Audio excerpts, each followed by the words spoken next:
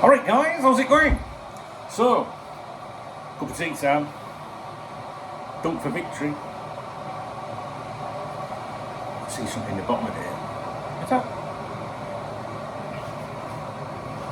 It might be a bit of tea, but I'm taking no chances. How are you doing? You alright? So we're going to be talking about Manu Kone in this video. I've wanted to talk about him for a while actually. And obviously that's not a new name. Yeah, and depending on what you read and who you read and how much you read things, you might see his name all the time. I don't know if his name's out there very much actually. When I say his name out there very much, I mean I don't know if all these ITKs are talking about him or shitty blogs are talking about him or anything. But the reason I'm mentioning him is that there are some people in the background, behind the scenes, people that I trust and people that I have a lot of time and respect for, that are starting to just mention him a little bit more. And these things happen in football. Don't get me wrong, guys. They could mention it every day for fucking a year and nothing still might happen. You know what I mean? But what you have to understand is, like, you might watch this video and go, well, that weren't very exciting, was it? Tell us something we don't already. But the thing is, it's who's saying it. So if I tell you, hey, I really think Liverpool are still involved with this Manu Kone thing, and you go, well, I read that yesterday, who told you? Do you know what I mean? I'm not dissing them or dissing you, but for me personally, when I see rumours or get told things, it really depends on where it's coming from. Now, there is a lot of chatter in the city about him as well, right? Especially in circles, executive circles, people that spend a lot of money at the club and stuff like that. Don't make them any more important than us, but friends in high places and all that. Now, after the summer window, I was told, I don't even know if we mentioned it in the video, I think we probably did, that our friend boy George is our football director or whatever he is, I was told that he was still in contact with the I forgot his name already, Manu Kone, his camp, all right, and that conversations were still ongoing. Now, for those of you that were asleep in the summer, he's a French professional footballer who plays as a midfielder for Bundesliga club Borussia Mönchengladbach. He's 22 years of age, perfect, 6'1". He's played for France under 18s, under 19s, and 21s. But there was an article here that I read earlier that was written in July. Manu Kone is making waves at Borussia Mönchengladbach. So much so, he's already drawing comparisons to Jude Bellingham.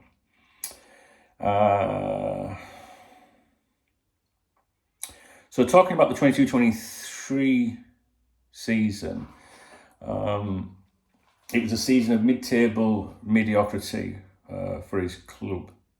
But that didn't stop him from coming up smelling of roses, it says here. The 6'1" midfielder put in a real shift across his 30 Bundesliga appearances, ranking second only to Jonas Hoffmann among his teammates for distance covered, but first for challenges won.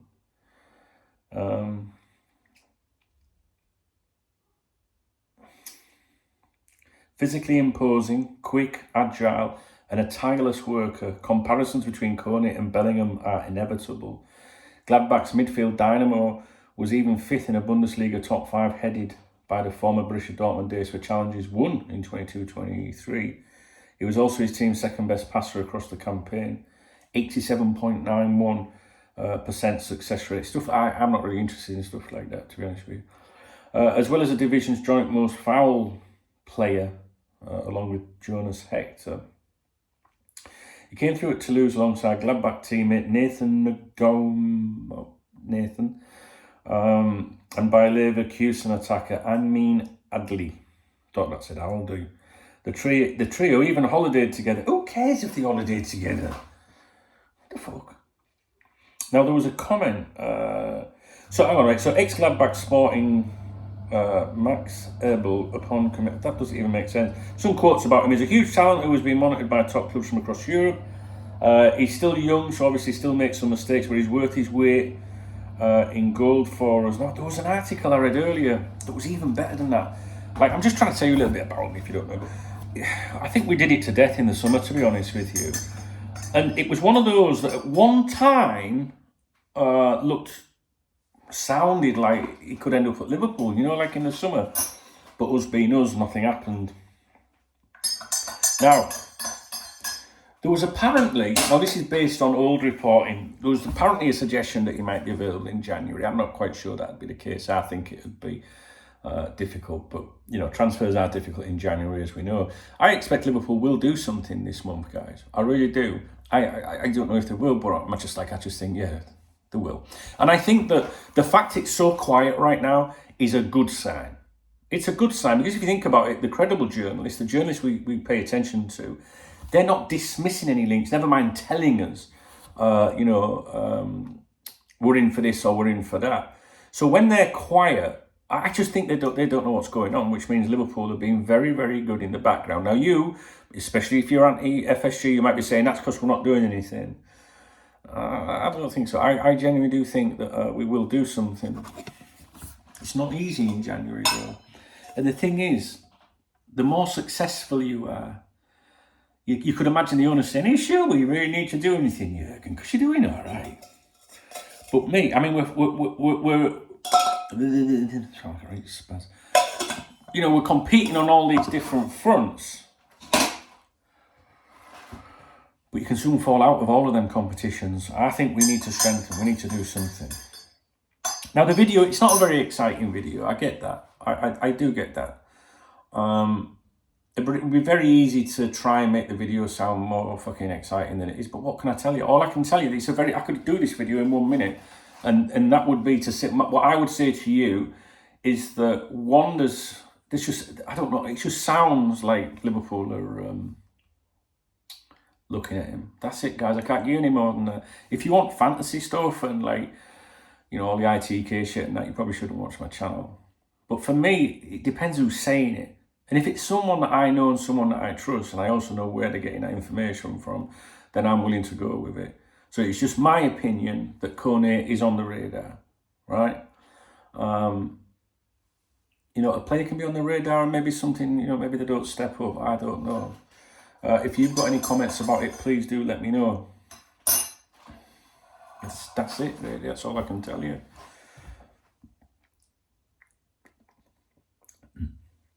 So, just monitor stuff to do with him. I had a look. I don't think there's much news about him at the minute. Let's have a look. Manu, Kone. Click on news. 22 hours ago, what's that? Team Talk. Do we really want to read anything from fucking Team Talk? Let's have a look. Let's see what these idiots are saying. This is talking about a report. Caught offside. That's even... Caught offside has provided an update on which players are on Liverpool's radar this year. Inacio. We know this. We know that Liverpool are looking at Inacio. Who else are looking at? Manu, Kone from Borussia Mönchengladbach and Kefren Thuram, can't remember how to pronounce his name, are still being linked after already being targeted last window. In addition, Liverpool keep an eye on Schalke star Hassan Huedraogo. There is a sense that Liverpool might still want a young defensive midfielder than summer signing Watty Endo. Finally, attack is perhaps the most likely area. Liverpool could lock it in January due to Mo Salah's absence. Pedro, Neto and Johan Bakayoko. Now listen, Pedro Neto, guys. It's interesting that his name's coming up again. Let me just have a look on there. Loads of reports about Pedro Neto here in Spain. Obviously, I'm in Spain, so when I do like a Google search, if I haven't got my VPN on or whatever, it's going to focus with the Spanish stuff, okay? Now, Pedro Neto, if you do follow me, you know that Pedro Neto's a name that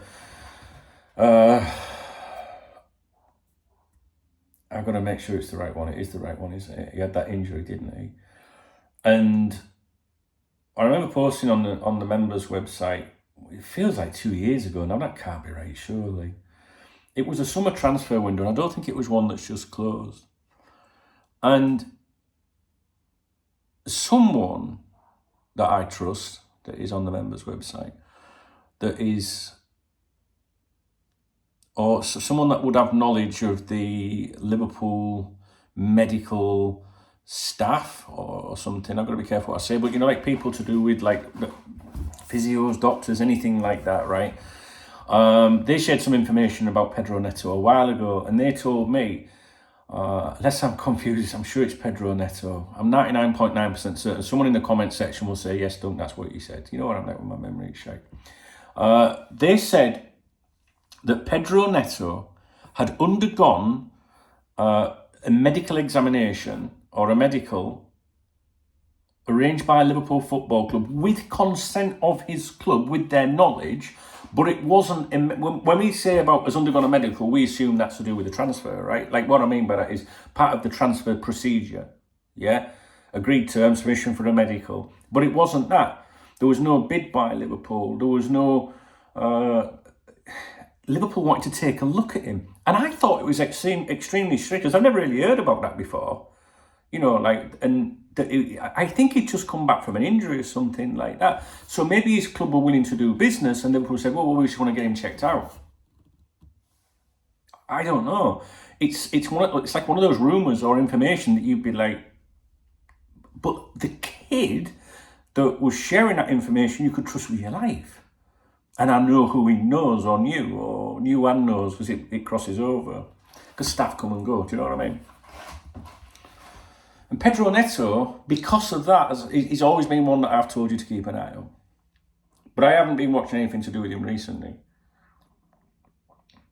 But I certainly wouldn't be surprised if we ever went in for him.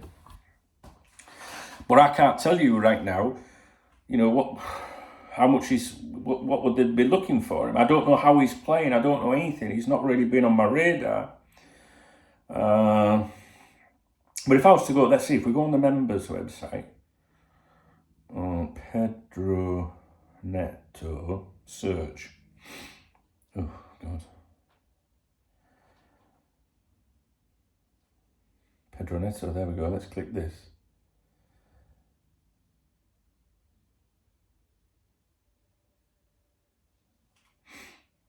I've commented about him here. What have I put here? Yeah, it is him. Yeah. So I posted on the 20th of September last year, because somebody had posted something on there about him. And I put, we almost signed Neto. He underwent a medical check on behalf of ourselves some time ago. Someone associated to the medical team at Anfield, a member here, provided that information to me. It was also done with the consent of his club. It wasn't a medical like you'd have during a transfer. Since then, nothing, but Klopp likes him a lot. So I said that in September. And I followed up on that exactly a month later, almost like I posted the 20th of September, then I posted on the 21st of October. I added to that and said there is increasing chatter behind the scenes about Neto, which I find rather interesting. It might be worth keeping an eye on reports surrounding his future, therefore suggestions of looking for a move, clubs being linked, etc., which would indicate that his agent is trying to instigate something. Rich T chimed in now. Rich T, I consider Rich T a friend of mine, you know, and you'll see him in the comments on here. He's very clued up with business and finance, and he's got good connections out in those regions where some of us would, you know, appreciate a takeover from. How can you say that? We've won everything under it. Oh, shut up. Rich commented, same agent as Andre that we're continuing to be linked with. Very interesting. See, I would have known that at the time, but I've forgotten that because my memory's terrible. Adam chimed in, not Adam Naylor, another Adam. I couldn't see Wolves selling in January, nor would Wolves sound cheapy. That said, I like him, but not clear on who he replaces intact. So we have this. There might be more recent information on there. It's just something I spotted the thing. I spotted that thread and I knew it was one that I had contributed to. There's quite a few things. I should really fucking research these things before I make my videos. But anyway, so there you go. So Manu Kone is the one that I'm watching at the minute. Definitely. Keep an eye on him, guys. See what's going on with him. Very, very quiet on that front, isn't it? But, you know, is it...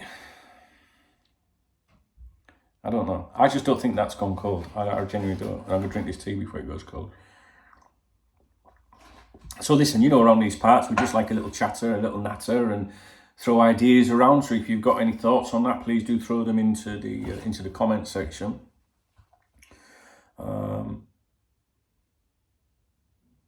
I mean, yeah, there are other players that continue to be linked with us as well, right? But the difference is that people are saying that Boy George is in regular contact with that camp, with that player. Why? So what's going on there then? Is it just possible, maybe something that we might look at? Or is it just, I don't know. I don't understand why there's so much chatter about it from people in higher places, that's all. Do you know what I mean? Maybe it's just an option or something like that. So anyway, you've got him to think about.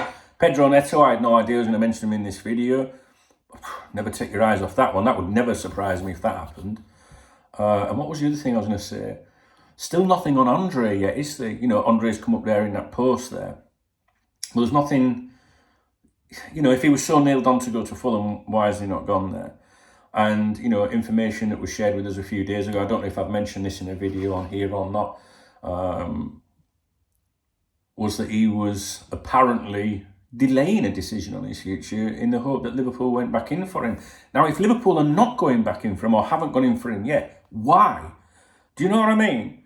This is what you've got to do. You've got to ask yourself, why? So Liverpool put all that effort into him and then suddenly went cold. So, and I don't think it's financial. You know, like they haven't gone in, oh, yeah, we want to sign, how much? Nah, fuck that. Dead. Don't think it's that.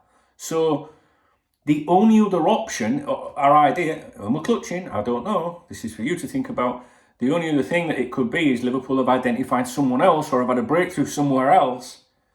And Liverpool might be in a situation where they can say, well, we could get him over the line in January, which I think Liverpool could do if they wanted to. I think he's stacked. I think Liverpool know they can get him. But, excuse me, Liverpool, you know, the people involved in the transfers, they might be saying, look, yes, we can get him in now, over the line now, or we can get X in the summer. So then you're put in a situation, aren't you, where you're like, well, what should we do? And the more I think about it now, the more it makes sense that they might be looking at other people to come in the summer that's still being linked with us long term. I don't know. I don't know fucking ITK. It's fucking common sense half the time, innit, guys? You know what I mean? So I'm just throwing it out there. You might sit there and go, yeah, that's right, yeah. Or you might be sat there going, what's he fucking on about? Andre hasn't announced nothing yet, right? I'm not talking about Peter Andre either. He hasn't announced nothing yet. So if it's so nailed on, why is it not announced? Because he's fucking waiting, isn't he? See if Liverpool go back. Liverpool have not gone back yet. They know they can go back, in my opinion. They know they can. If you see him announce that for Fulham, for example, don't fall for any of that, oh, he never wanted Liverpool or Liverpool missed out. No, Liverpool didn't want him. Which therefore, to me, which isn't rocket science, suggests they've got somebody else there. Something changed with Liverpool's interest in Andre. Something changed, guys. Something changed. We know about the backwards and forwards. We know about the scouting. We know about the relationship with the president over there. Everything was hunky-dory. And then suddenly nothing. Nah. It finances. I mean, he's available for a decent fee anyway, right? About 25, 30 million, something like that. I don't know what I'm like. It's about 30 million or something like that, right? Liverpool know all this. So unless so much change and the agent's going, I want this, I don't believe that. It could be that, but I don't know, it could be that. I don't think it is. I think Liverpool have gone, hang on a minute. Buglugs is up for a move to Liverpool still, you know, but it'd have to be in the summer. So then you sit round the table together, don't you? You go, what should we do? Should we go for him or should we... We'd rather have him, to be honest, wouldn't you? Yeah. Let's see how we do against Arsenal. So if Liverpool are doing well on all, you know, all fronts, you know, in all the different competitions, it's common sense, isn't it, that people behind the scenes are going to be going, we're doing all right, you know. If we could just wing it a few more months, we'll get in. I know it might sound like just fucking like so easy, guys, but it really is. This is just normal fucking conversation, isn't it, right? You know what I mean? It's not rocket science, half of it, is it?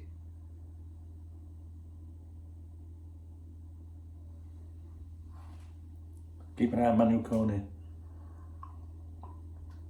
And we'll see. Is there anything else doing the rounds today? I've got my phones here. I've got 3 phones. I'm recording on one. I've got this one. I've got this one. I feel like a drug dealer. Oh, my grandson's just signed online. Fuck that. I'm playing FIFA with him. That's it then. Well, we might as well see out the rest of my cup of tea with you.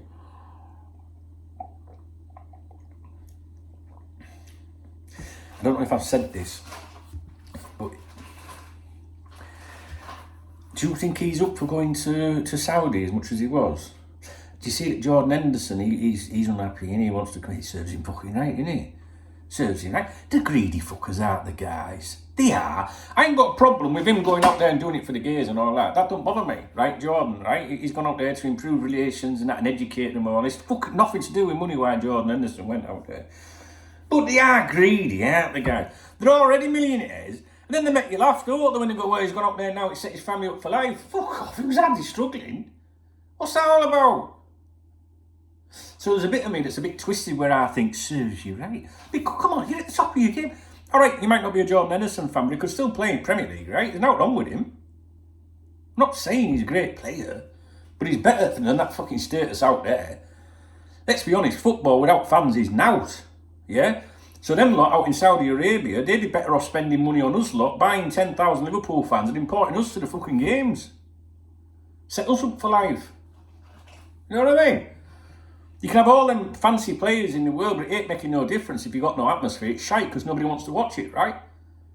It's like when we had COVID and pandemic, football behind closed doors, fucking shite. Do you remember that? When you could hear players shouting at each other, Stevie, pass it here, Dave, pass it here. Fuck off. Bloody shite. I like it when it's like a cauldron, when it's like really evil, and someone slides in for a second, fucking god. Yeah, how many times has the cop scored a goal? Do you know what I mean?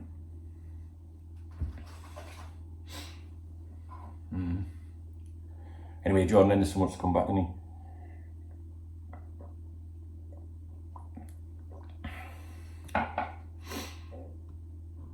Greed, just greedy.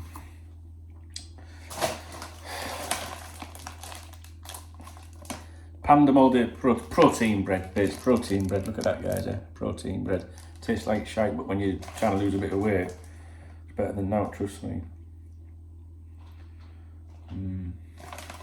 Oh, did I tell you? I made my own butter the other day. At first, I turned into my granddad, my nana. There was one time when I was like, oh, I'm turning into my dad, you know, I'm watching documentaries. Now I was in here the other day in the kitchen making butter. I made homemade butter. Go and have a look at my Instagram at Duncan Hall. It's fucking nice. Telling you.